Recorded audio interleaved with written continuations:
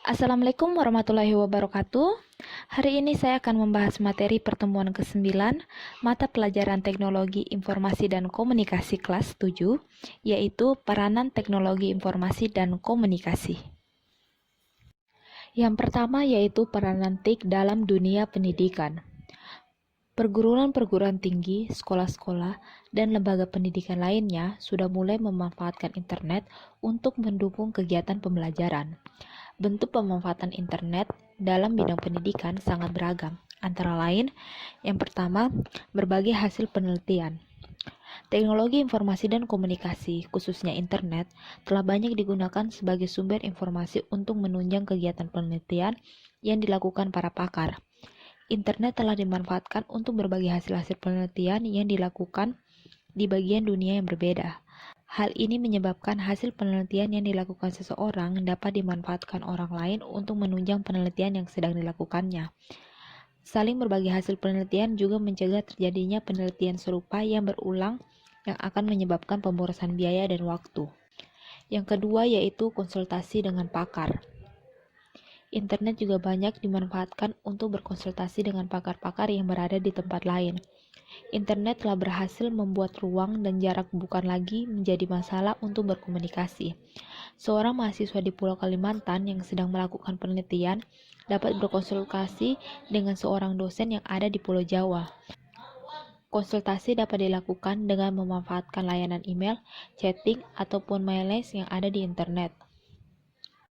Yang ketiga yaitu perpustakaan online. Perpustakaan online adalah perpustakaan dalam bentuk digital yang ditempatkan di internet. Perpustakaan online memungkinkan seorang pelajar atau mahasiswa untuk mengakses ke sumber-sumber ilmu pengetahuan dengan cara mudah tanpa harus dibatasi dengan jarak dan waktu. Yang keempat yaitu diskusi online. Diskusi online adalah diskusi yang dilakukan di internet. Aplikasi diskusi online memungkinkan para pelajar dapat saling bertukar pikiran tanpa harus berkumpul di suatu tempat. Diskusi online juga memungkinkan seorang pelajar dapat berdiskusi dengan seorang pakar tanpa harus bertatap muka secara langsung. Yang kelima yaitu kelas online. Aplikasi kelas online dapat digunakan bagi lembaga-lembaga pendidikan jarak jauh seperti universitas terbuka dan SMP terbuka. Materi-materi pelajaran dibuat interaktif dan menarik sehingga kualitas belajar di kelas online tidak kalah dengan kualitas belajar di kelas biasa. Kelas online memungkinkan seorang siswa dapat terus mendapatkan pendidikan sekalipun tidak dapat hadir di sekolah seperti halnya pada sekolah biasa. Yang keenam yaitu sumber materi. Internet menyediakan begitu banyak informasi dan materi pelajaran yang dapat dimanfaatkan secara gratis. Ada banyak situs-situs di internet yang menyediakan materi pelajaran dan juga tutorial-tutorial yang dapat dijadikan sebagai sumber belajar. Jika ingin belajar tentang sesuatu, yang perlu kamu lakukan hanyalah menemukan situs yang menyediakan materi pelajaran yang sesuai dengan keinginanmu. Keuntungan yang diperoleh oleh para peserta didik dari pemanfaatan teknologi informasi dan komunikasi dalam bidang pendidikan antara lain yang pertama, dapat mengakses informasi-informasi hasil penelitian dari orang lain. Yang kedua, akses ke sumber pengetahuan dapat dilakukan dengan lebih mudah. Yang ketiga, akses ke para pakar menjadi lebih mudah karena tidak dibatasi oleh jarak dan waktu. Yang keempat, materi-materi pelajaran disampaikan interaktif dan menarik. Dan yang kelima, melalui belajar jarak jauh, kendala biaya dan waktu yang mungkin tidak dapat dihindari dengan cara pendidikan biasa dapat diatasi dengan mengikuti kelas online. Selain memberikan keuntungan kepada para pelajar, pemanfaatan teknologi informasi dan komunikasi juga memberikan keuntungan kepada lembaga pendidikan penyelenggara. Beberapa keuntungan yang diperoleh lembaga penyelenggara antara lain, yang pertama dapat saling berbagi hasil penelitian dengan institusi pendidikan yang lain. Yang kedua, dapat memberikan pelayanan yang lebih baik kepada peserta didik. Yang ketiga, dapat menjangkau pelajar atau mahasiswa yang berada di tempat lain melalui program jarak jauh. Yang keempat, melalui perpustakaan online, biaya untuk menyediakan buku-buku di perpustakaan dapat dikurangi. Dan yang kelima, dapat saling berbagi sumber ilmu dengan institusi lain, misalnya dengan membuat perpustakaan bersama. Yang kedua yaitu peranan TIK untuk menunjang bisnis. Sebagai sarana komunikasi, internet dapat menyampaikan informasi dengan sangat cepat, menjangkau seluruh belahan dunia dan tidak dibatasi oleh batas-batas hukum teritorial sebuah negara. Selain itu, komputer sebagai salah satu perangkat teknologi informasi dan komunikasi mempunyai kemampuan yang sangat handal untuk mengelola dan mengolah berbagai jenis informasi dalam waktu yang sangat cepat. Berikut ini adalah bentuk pemanfaatan teknologi informasi dan komunikasi dalam mendukung kegiatan bisnis. Yang pertama yaitu Internet Banking. Internet Banking adalah layanan perbankan yang dilakukan dengan menggunakan internet. Layanan Internet Banking memungkinkan nasabah-nasabah sebuah bank melakukan transaksi perbankan di internet. Nasabah cukup masuk ke situs Internet Banking yang disediakan oleh bank, kemudian melakukan transaksi yang diinginkan. Transaksi-transaksi yang dapat dilakukan adalah menampilkan sejarah transaksi, pengecekan saldo, transfer uang, dan pembayaran tagihan-tagihan. Sedangkan untuk transaksi penarikan atau penyetoran uang harus dilakukan melalui ATM atau kasir bank. Internet banking memberikan banyak keuntungan kepada bank, karena nasabah-nasabah melakukan transaksi melalui internet, jumlah nasabah yang datang ke bank menjadi semakin sedikit. Karena jumlah nasabah yang datang langsung ke bank semakin sedikit, jumlah pegawai yang harus melayani nasabah dapat dikurangi.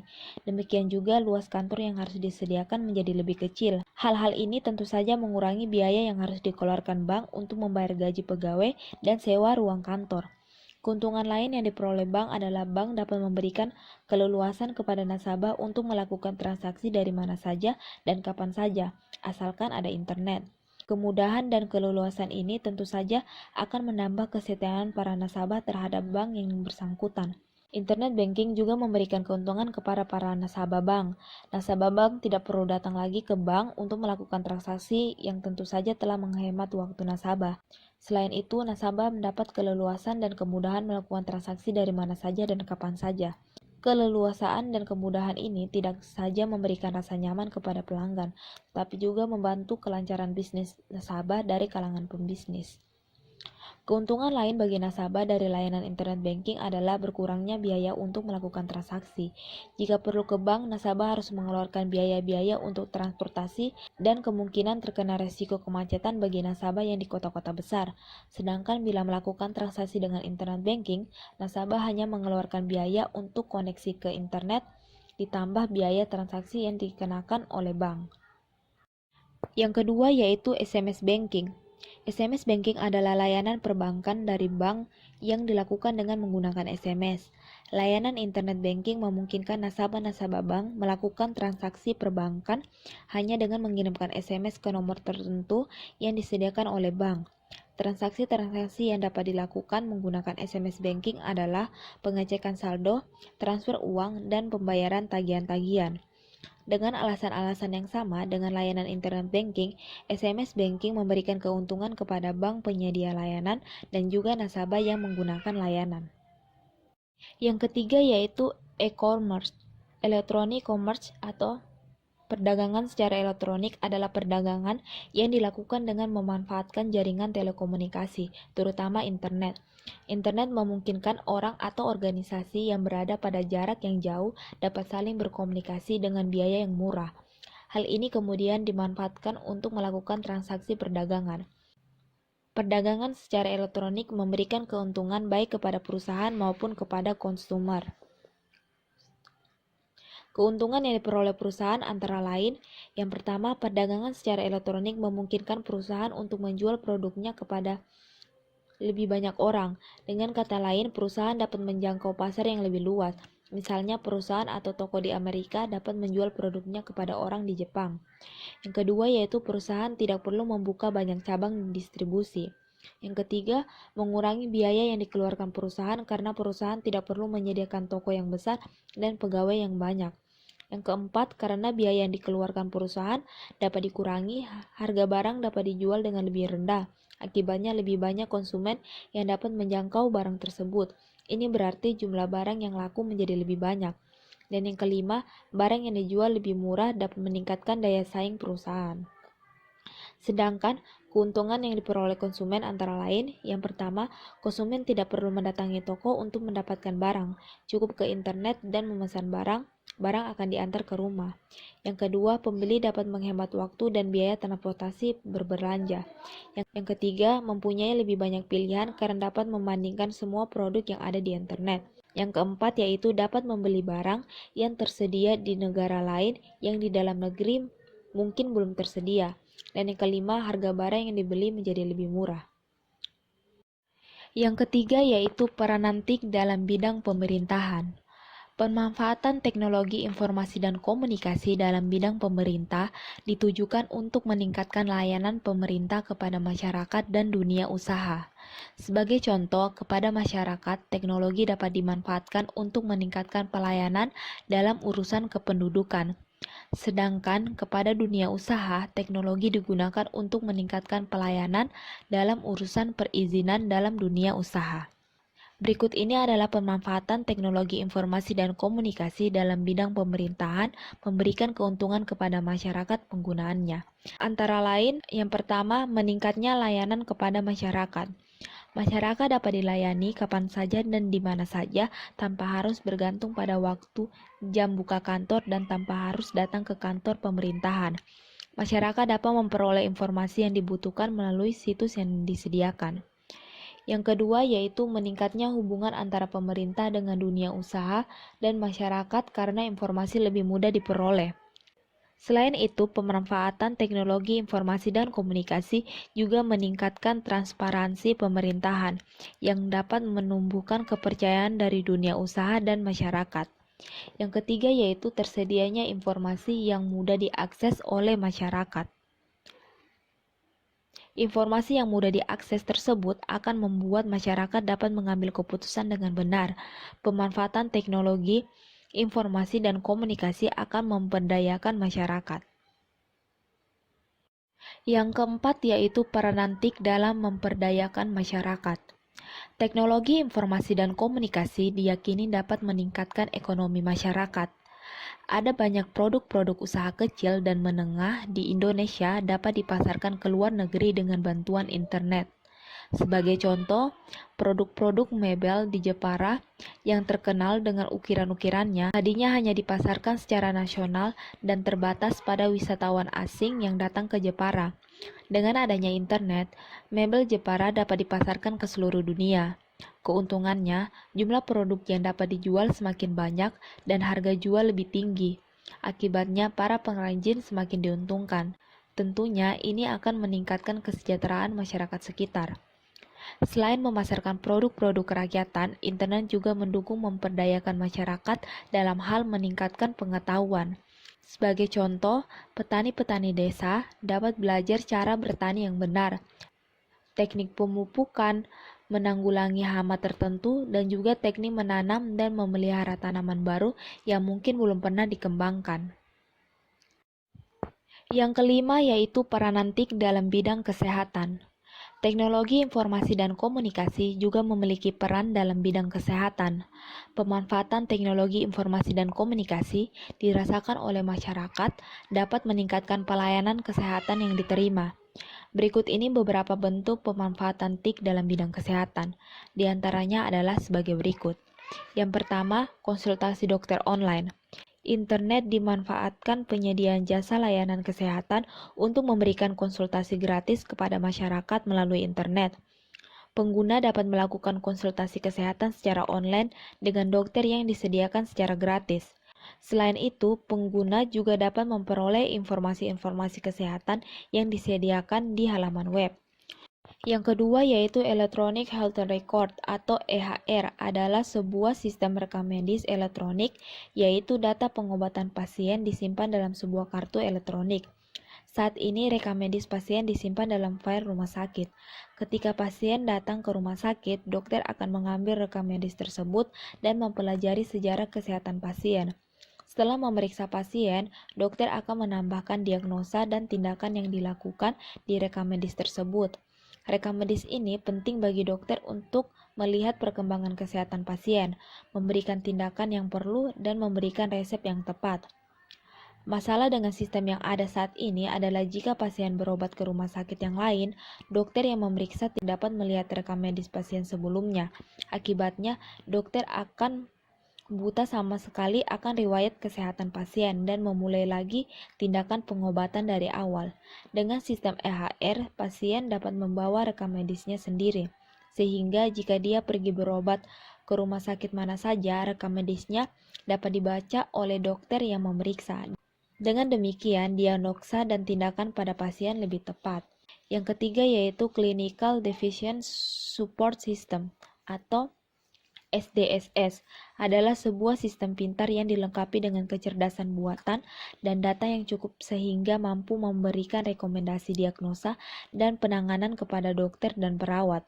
Dengan sistem ini, dokter dan perawat dapat memberikan diagnosa dan penanganan dengan lebih tepat. Yang keempat yaitu Picture Archiving dan Communication System atau PACS. Ini menangkap dan menghubungkan semua diagnosa dari berbagai perangkat seperti X-ray, MRI, CT scan, menyimpannya dan menyatukannya dengan rekam medis. Dengan cara ini, dokter dapat melihat lebih mudah semua bantuan diagnosa dan tindakan yang diperlukan dan dapat memberikan pelayanan yang lebih baik kepada pasien.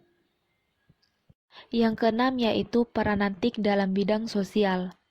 Teknologi informasi dan komunikasi memungkinkan orang-orang dari berbagai tempat untuk saling berkomunikasi dan berinteraksi. Interaksi yang terjadi ini kemudian melahirkan komunitas-komunitas sosial di dunia maya. Oleh karena itu, komunitas sosial tidak lagi hanya terjadi di dunia nyata, di mana manusia berinteraksi langsung satu dengan yang lain, melainkan berinteraksi satu dengan yang lain melalui internet. Di internet kamu dapat temukan banyak forum yang didirikan sebagai media untuk berinteraksi antar pengguna internet yang memiliki hobi atau ketertarikan yang sama.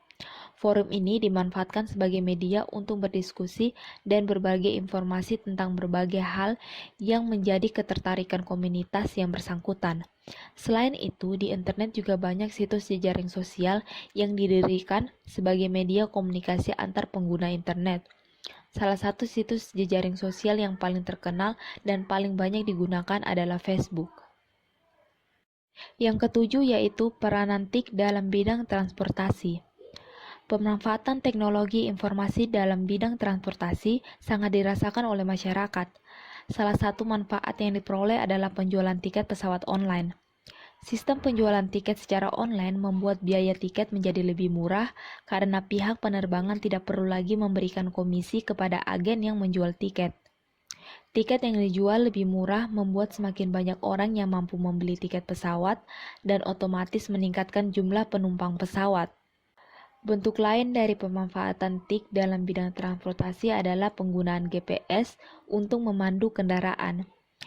GPS dapat menuntun pengemudi menuju tempat tujuan sekalipun pengemudi belum tahu jalur yang harus ditempuh. Selain itu, GPS juga dapat digunakan untuk memilih jalur yang harus dilalui untuk menghindar kemacetan. Yang kedelapan yaitu peranan TIK dalam penanggulangan bencana.